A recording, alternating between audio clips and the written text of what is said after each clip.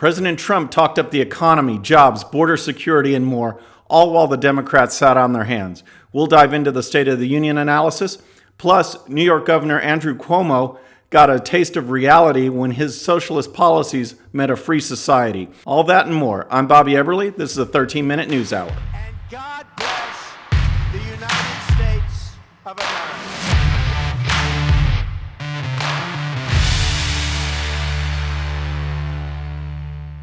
Okay, first and foremost is the State of the Union address. President Trump gave it last night, and as I talked about earlier, this was smart policy or smart strategy by him in reopening the government. One, he had already given some concessions in their border security, border wall negotiations. The Democrats said, hey, we're not going to negotiate unless you reopen the government, and we're going to cancel a State of the Union. So he reached out to them again and reopened the government, and this allowed him to have this platform to speak to the American people, unfiltered. The analysis, by the left comes later, but he got to speak directly to the American people, and he laid out an incredible case. I'm not one for State of the Union addresses much. They all tend to be the same, whether it's Republican or Democrat, and one of my peeves is that it becomes this laundry list of items rather than focusing on the main pressing issues of the day or the major accomplishments that the nation has seen over the past year or some of the challenges that it faces.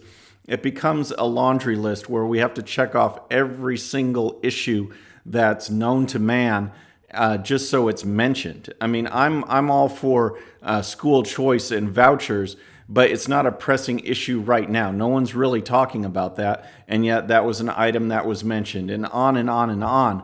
But otherwise, it was a fantastic speech, in particular because of the way that Trump refined his language in speaking about border security and issues overall. But border security and illegal immigration, his team has to get a lot of props for the way they worded the issue for the American people. Too many times in the past, it was too easy for the media and the Democrats to spin Trump as a racist. He's talking about the problems of illegal immigration, and he'd say it in the context of illegal immigration brings crime and drugs and sex trafficking, things like that, which is all true. But by saying it in the way that he did, it was easy for the left and people on CNN and MSNBC to say, wait, there's all these good people that are coming in just to, support their families and things like that. And it was an easy target to go after Trump as being a racist or just wanting to keep these other people out.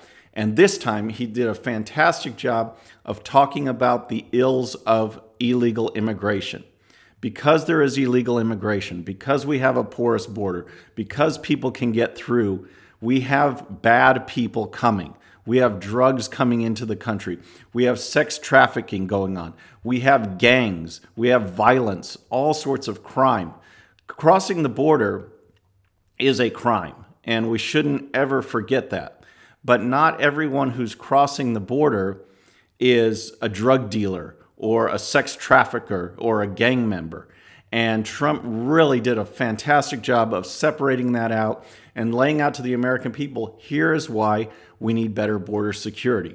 Here is why we need a wall, because they work. He went over the stats of in El Paso, in San Diego, and showed that where you did put up a wall, illegal immigration went down. That means that the crime and the drugs and the sex trafficking associated with illegal immigration went down in those areas. The facts are there, and the Democrats just want to ignore that. They just sat on their hands when he talked about what's going on the border, and it's tragic. When just another day, yesterday, 2 days ago, a MS-13 gang member was arrested for more acts of violence, more killings, and this just keeps happening. And President Trump did a great job of pointing that out. He also did a great job of highlighting some of the accomplishments that not only he did, but that the country has witnessed through his policies over the past 2 years. Here's one clip that I think is important. Check this out. This legislation reformed sentencing laws that have wrongly and disproportionately harm the African American community. The First Step Act gives nonviolent offenders the chance to re-enter society as productive, law-abiding citizens. So he brought up the First Step Act. It's legislation that's been praised by Republicans and Democrats. And I think it's important to highlight because it does show that President Trump is willing to reach across the aisle, build consensus, and get laws passed that benefit society. Here's another clip that President Trump is emphasizing the economy. He's just talked about how the economy is nearly doubled since he has, the strength of the economy is nearly doubled since he took office. And in particular, here's what he points out. African American, Hispanic American, and Asian American unemployment have all reached their lowest levels ever recorded. So Black, Hispanic, Asian unemployment are at historic lows. He talks about this in the speech, and yet the Democrats won't applaud. They won't stand up. They just sit there. And the reason I bring this up is because one of the takeaways from his State of the Union address is that Trump's economy, it's like the rising tide lifts all boats. In Trump's economy, it lifts all people. And the Democrats want to marginalize his tax plan, marginalize the economy as only benefiting the rich. And what we're seeing now is that is 100% not true. Blue-collar wages are going up under President Trump. The median household income has gone up $6,000 since President Trump took office these last 2 years. The middle class is rising under President Trump, and so is everybody. That's why the economy is booming. So that's the number one takeaway, is these policies are benefiting everybody, in particular minorities. More people are working now than have ever worked before, and unemployment overall is at a plus 50-year low. Black, Hispanic, Asian unemployment is at historic lows. So we need to keep that in mind as we talk to people about the State of the Union address and Trump's policies and how they benefit the entire country. The other takeaway from the State of the Union is it just clearly showed what the Democrats stand for, or more to the point, what they don't stand for. President Trump listed a booming economy. He listed jobs. He listed the protection of innocent human life. Issue after issue that should be no-brainers, that should unite all Americans. The Democrats just sat there. Alexandria Ocasio-Cortez and a bunch of the women Democrats were all dressed front and center in white, and so it was made just an obvious target on camera angles when you could see them just sitting there. It was so easy, and issue after issue, I was sitting there saying, surely they've got to applaud that. Surely that's news that everyone can get behind. And time again, they just sat there doing nothing, and it's just insulting to the American people to think that they have such a following and they assume that American people are going to follow their policies when they don't stand for anything. They stand for division. They will only focus particular groups, where President Trump is saying, hey, here's my policies. Regardless of if you're Black, Hispanic, white, it doesn't matter. Everybody is going to benefit when we push for deregulation, lower taxes, more jobs, better construction jobs, better blue-collar jobs. It's all happening right now. He showed it. The economy is yielding the results of that, and the Democrats won't give him any support.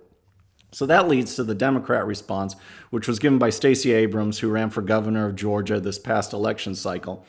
And it was really interesting speech to watch because she's very personable, comes across as warm on the camera, well-spoken. And so as far as delivery goes, it was fine. Boring as usual for a response, whether it's Democrat or Republican. But what she actually said made you scratch your head and wonder what planet she's living on. First, she wished us all a happy Lunar New Year. Okay, thanks, I guess. I mean, that was kind of strange. But then the country that she was describing is totally contrary to what the reality is that we're seeing right now. She talked about the middle class struggling like never before, And yet the middle class is rising under President Trump. And she talked about how people are struggling and working multiple jobs and everything like that, the typical talking points, the division in this country. And yet over these past 2 years, more people are at work, the wages are going up, which means that the middle class, more people are off of welfare and food stamps now than when Trump took over. So people that were struggling, there's fewer of those around. So I don't know who she's talking to. I don't know what point she's trying to make, but I know you didn't tune in. I know that the real reason you tuned in is not for my analysis. That's not what's important. What you really tuned in for, and what I'm really excited about, is the Hollywood celebrities. What did they have to say? That's really what drives the country, right? So let's take a look at some of their reaction. Here's Rob Reiner, classic meathead from Archie Bunker, and here's his tweet. Glad to find out that America will never be a socialist country. Wish he could say the same about authoritarianism and fascism. We live in a republic. The legislature makes the decisions. Trump can do some, just like any other president, but nothing fundamental has changed within our government. Of course, then there's Deborah Messing, who always has something classic to say about Trump. And here's her tweet. A president intent on unity does not ban immigrants based on their religion. Okay, he's not. He might temporarily ban people from terrorist countries that want to kill us, but there's no religious ban on people entering the country. And then, of course, we have one of my favorites, which is Alyssa Milano, and here's what she said on Twitter. A president intent on unity does not create or enforce a policy that makes it impossible to reunite children with the families from whom they were reprehensibly separated at the southern border. Well, first of all, he didn't create the policy. And second, it's not a policy that can or can't be enforced. It's the law. You can't house children with parents that have been arrested. That's how it is in this country too. If your mom or dad is arrested for stealing, you're not going to jail with them. So she makes no sense at all. And finally, I want to get to Alexandria Ocasio-Cortez, because she had some classic moments in response last night. She looked like she was just stunned. She didn't know when to stand up, or she would have preferred to sit the whole time, but she would look around wondering, is it okay should I stand for this one? I'm not sure. But Peggy Noonan kind of blasted her on her teenage attitude at the State of the Union. So here is Ocasio-Cortez's response. Why should I be spirited and warm for this embarrassment of a State of the Union? Tonight was an unsettling night for our country. The president failed to offer any plan, any vision at all for our future. We're flying without a pilot, and I'm here to comfort anyone about that fact. I'm not here to comfort anyone about that fact. Well, if we're flying without a pilot, I'll take autopilot right now, any day of the week. The fact is that Trump has a plan, and we're seeing the fruits of that plan. When you deregulate, when you open up jobs because you've lowered taxes and allow companies to hire, allow companies to bring back jobs to this country, when you focus on keeping America safe, you are going to see some benefits. That is a plan. That is a tangible plan, and we're seeing real results. So it was funny to see the reaction from Hollywood and from the left and from socialists like Ocasio-Cortez. It was classic when President Trump said that we'll never be a socialist country. That was just number one. And I want to give you this. We'll leave Warren for another day, but I want to leave you with Andrew Cuomo, who is facing a multi-billion-dollar deficit in his state government. He held a news conference, and here's a local TV station reporting on some of what he said. The 1%, the wealthiest New Yorkers, produce nearly half of the state's personal income tax revenues. But he acknowledged that also creates a very fragile economy because you're now relying on a very small amount of people. Tax the rich, tax the rich, tax the rich leave. And now what do you do? So it's awesome when you count on half of your tax revenue, your state tax liability, from 1% of the population. His reaction was classic. It's socialism meets free society. Guess what? They're free to leave, which shows what happens eventually under socialism and communism is that people will not go for it. What you saw in Venezuela, what you saw in the Soviet Union, it always results in coercion, force, corruption, because no one will stand for that. And what New York is seeing is that in a free society, people will leave. They're leaving, and he's feeling the effects. So maybe you might want to not tax people so much. So anyway, that's it for today. I hope you enjoyed it, the analysis. Let me know your comments on what you thought about the State of the Union. Please subscribe and please tell your friends. I'm Bobby Eberly. This is a 13-minute news hour.